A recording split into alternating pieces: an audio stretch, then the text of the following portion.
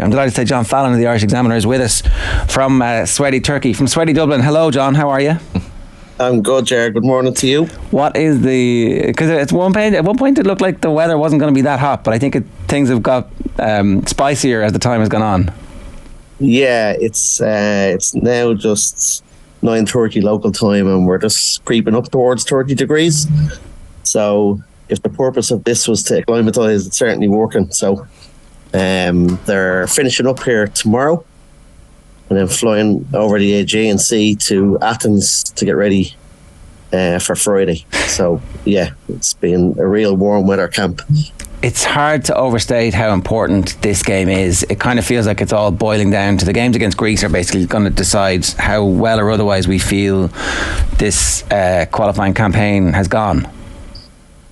Yeah, well, just the pure maths of it is we're third seed, they're fourth seed. So with two teams going through, I think you have to beat the teams beneath you to have any chance, because you have to presume that the two above you will get 6 or potentially 4. So you certainly can't afford slip-ups at this early stage. So when we looked at the schedule, last October, this was a game you looked at and said, yeah, it's tough. But maybe the heat has been overstated a bit, because it is quite, I think it's 9:15 local time. It's kicking off at, so it shouldn't be too much of a factor, especially what they've gone through here in the 9 days to prepare for it. And they've really not made the same mistake as last year when we wilted in Yerevan. I was there myself, and while we did okay in the first half, I think once they scored, we didn't really have a response. It was only bringing Shane Duffy up at the end. And he's not around obviously anymore, so we need to be ready, need to be conditioned for whatever unfolds on Friday. In terms of who's available, so how strong a squad is it at the moment? Who isn't available for the games this week? Yeah, there's two mainly. It's Seamus Coleman and Chidozie Ogbene, who both would have started against France. So those two aren't here due to injury. This morning's training session, of the 26 players, only Mark Travers set it out. Just he was under the weather, we were told. So everyone else is here and is not injured, let's say, whatever about their match fitness level. So if you take out those two players, you've probably got good replacements there. Like we always probably did have an abundance of centre backs and right wing backs. So Alan Brown will be a contender there to come in the way Stephen Kenny's been talking in the last few weeks. On that side, and then in Ogbene's place, you probably the two main ones are the two Michaels, which is Obafemi and Mikey Johnson, who provide their threats in their own individual way, different types of players, but they're good options, and of course then we have the man of the moment, Evan Ferguson. So looks like he's just watching him there this morning. Looks fairly in good tip-top condition. So in a tight game like this, I think it might boil down to that. It could be just one chance that will settle this game. There's been some reports that they've been playing first versus seconds. Can you tell us anything about that? Is that true? In terms of the team training games? Yeah.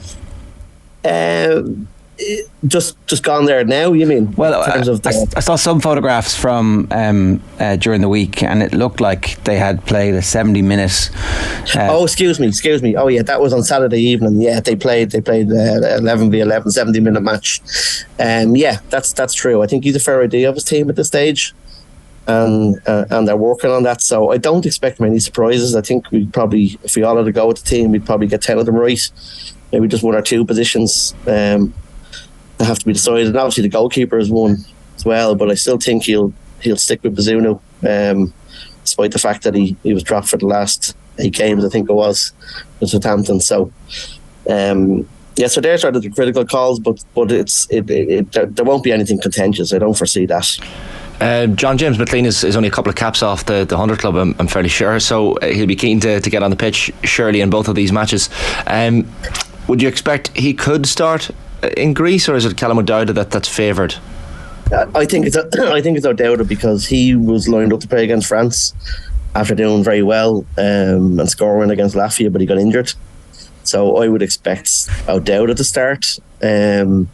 Doesn't mean that McLean won't come on, because he's versatile, and I think we'll definitely see him on Monday against Gibraltar. It's it's just the nature of these games. You know, you've seen them, the double headers. He generally does change a couple of players, and McLean has started played in one of those if you look over the history of it. So yeah, he could get to 100 caps. So I would expect on Friday, if he's to be involved, it'll be off the bench and probably starting on Monday. So yeah, he'll join the 100 club of next week, which is a great achievement. And he doesn't look like he's slowing down out there. He's fitness wise, he's still on top nick, and just got a new contract, of course, at Wigan. So he's still in demand.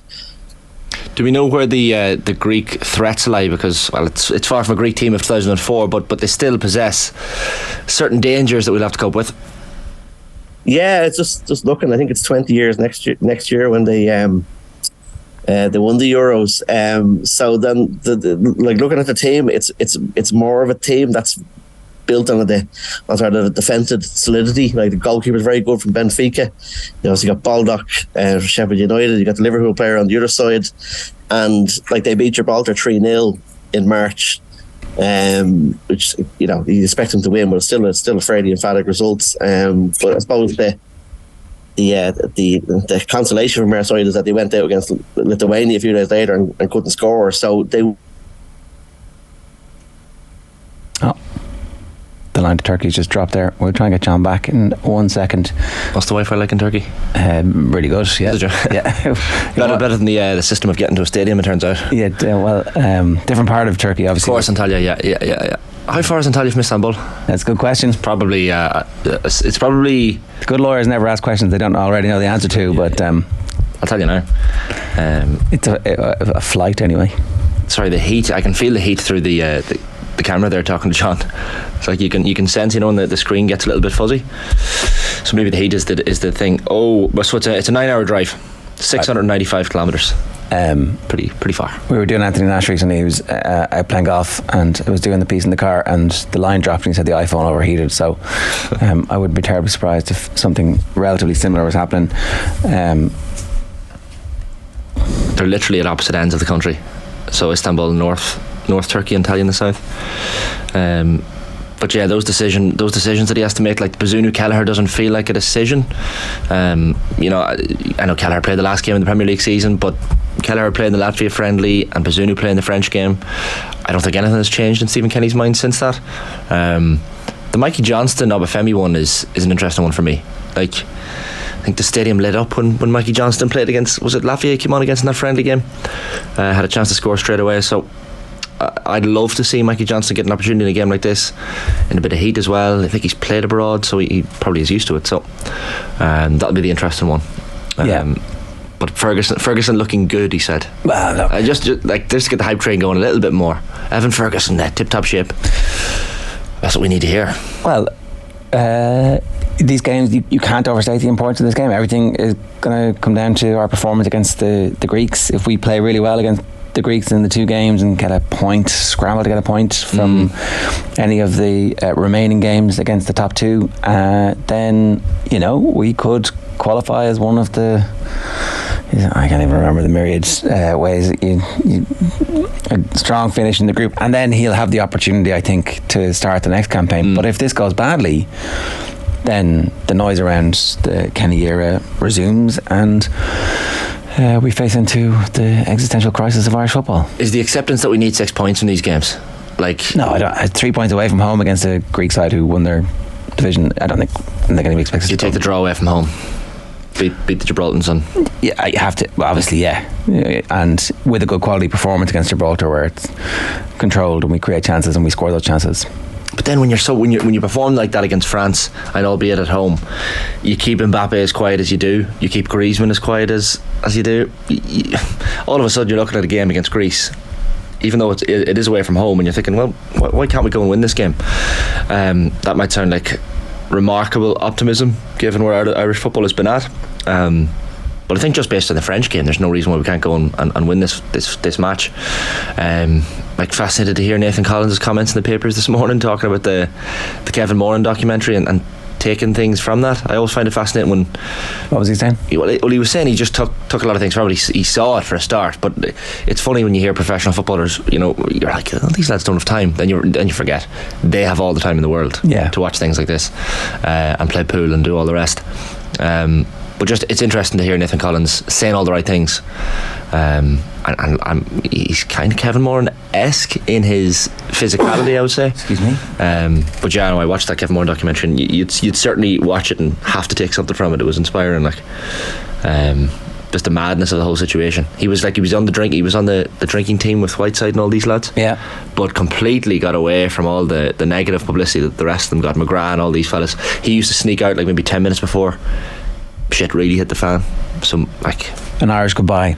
Basically, Kevin Moran was very smart, so he ultimately hasn't been lumped in the same breaths as McGrath and Whiteside possibly. We're just trying to reconnect with John Fallon from the Irish Examiner, talking about the Ireland-Greece game. If anybody has any thoughts on this and what we need to see happen in Athens on Friday evening, we'll obviously be live on Off the Ball, bringing you coverage of the game between 7 and 10 on Friday evening. But like Nathan Collins out in front of the press yesterday. It was a really unfortunate end to the season when Lopetegui came in. There hasn't been any confirmation yet about Lopetegui staying. I presume if he was going, we would have heard this by now, right? Unless I missed it, did I? No, I don't think there's been any word of that. And Wolves' season kind of petered out. They weren't in line for anything. I was at Old Trafford for the Wolves' second last game of the season, and the performance from both teams, like United were poor, but Wolves and Collins didn't really feature that day. But Wolves kind of just petered out for the season. Lopetegui had nothing to play for. They weren't going for Europe. They weren't trying to stay up. So Collins is one of those players that maybe has been lacking a little bit of sharpness, a little bit of game time. Like Obafemi has started just once since for Burnley, which is not great, and that's probably why Mikey Johnston's name is being thrown in all of a sudden. Now you saw a year ago against Scotland the type of finishing that Obafemi is capable of on the international scene, and very often you have players who come in, and we know that from an Irish perspective, you mightn't be playing at club level, but all of a sudden they can come into an international window, their attitude changes, their mood changes, and they end up scoring a goal or two, or having a man of the match performance. So I'm not really concerned by Obafemi not playing. I wasn't concerned by Nathan Collins not getting much game time towards the tail end of the season. It doesn't really matter. Even Caoimhín Kelleher, like if he was thrown in ahead of Gavin Bazunu, having just played the last game of the season for Liverpool, I still wouldn't be concerned. Especially from a goalkeeping perspective, I guess it's not as important. But yeah, I think the lack of game time doesn't really matter, and I was glad to see them going to Antalya. Like you saw some of the images of those training sessions during the week. Evan Ferguson up against Jeff Hendrick, I think, is in the back of some of the papers, and just the sweaty. Like it just looks like complete dead heat, complete sweat, and the best possible preparation for a game in Greece. So hopefully it's not too much for them at this stage of the season as well. They'll be tired legs. Yeah, I mean, you do feel as well like there's an opportunity for Collins to get back in with a full off season to hopefully impress Lopetegui. In that context, these games are kind of big for him to take his 2 weeks off, go back early, be on time, show up for everything, win a place back. And Lopetegui is clearly a really class manager, so you'd be hopeful that he came in, steadied the ship, avoided relegation, and next season he'll look to improve and incorporate a talent like Collins in the team. Otherwise, if that's not going to be the case, then Collins needs to move on. So who's coming in for Coleman? What's the way the team lines up? Is it? Yeah, I don't know what Kenny would opt for. Like, because that's probably one that he wasn't expecting. When you look at the French performance, Coleman was a key cog. Like, who do you put? You see, how you play in the heat as well is another one, but then that's probably why the McLean and Callum O'Dowda alterations have to happen. Both are fit, both are pacey. You probably have to change them around over the course of the 90 minutes given the heat. Probably the same on the right hand side as well. But you can make your 5 subs, you know. Yeah, like there's definitely a case for the 5 subs being made, and you replace your fullbacks and you replace. Yeah, we've got John Fallon back on the phone. John, we were just talking about the actual decisions to be made. So what's the starting back 3? I would think the back 3 will probably be what started against France, which was Darragh O'Shea, John Egan and Nathan Collins. I think that's fairly much locked in. I know Darragh has only come back from injury, so there might be a slight concern over him, but Stephen certainly will be a big fan of his. So I don't see him being displaced. Looking at the options, the alternatives that are there, so I think that gives us a good core to work off. So Doherty comes in at right back. No, I think Doherty will stay left back. Okay. The way I see it, and then right back will probably be Alan Brown. Doherty did quite well against France on the left side, and now he's played him there for big games. So I just think with the options, as we said, with Coleman out, that Brown could be the winner. Again, like O'Shea, he didn't play a lot in April and May towards the end of the championship, but he's an all reliable as Alan Brown, so I think he could get the nod. Okay, and from that point forward, then the only other decision to be made is going to be whether or not it's Mikey Johnson or Obafemi who comes in for Chidozie Egbene. Is that your instinct, that everything else is kind of nailed on? Yeah, I would think so. I think Jason Nice is probably a shoe-in on the other side. You know, if he's playing with 2 10s, now he could be flexible in the formation. He did say that Egbene gives him a certain threat that he doesn't really have a like-for-like replacement. So, you know, Johnson, if he was played, he could go further wide rather than narrow in the 10. But I would think that's probably the main dilemma he has, is between those two. So again, a bit like the what we were talking about earlier. You may see both players, but yeah, so that's really what you're looking at, you know, in terms of decision making. One of the things we were talking about while the line was down there was Nathan Collins is on the back of all the papers today, and whether or not he feels he's going to get back in under Lopetegui, whether or not Lopetegui stays. It's kind of like a little oasis of calm for many of the Ireland players, even though the stakes are very high in the Greece game, compared to the situation that many of them find themselves in at club level. Is your sense that there will be significant change for many of the Irish players in this squad when it comes to where they're playing their football come September? Yeah, I think so. Yeah, no, I don't think Collins comes into that category, but certainly others.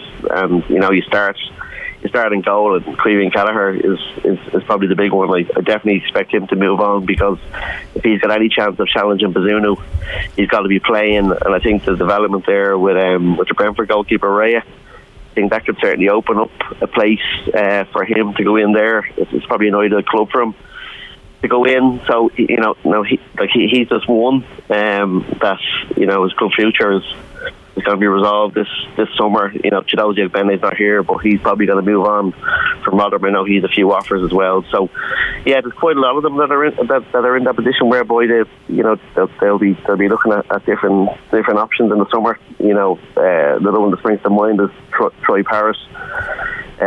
You know, change the manager at Tottenham. Does he see any chance of getting in there? Probably unlikely.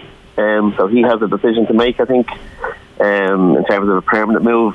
So yeah, there's quite a lot of them. You know, when you look through the squad, there's at least probably half a dozen of them I think will be moving over the next couple of months. Do we think Obafemi ends up at Burnley permanently, or is that one still up in the air as well?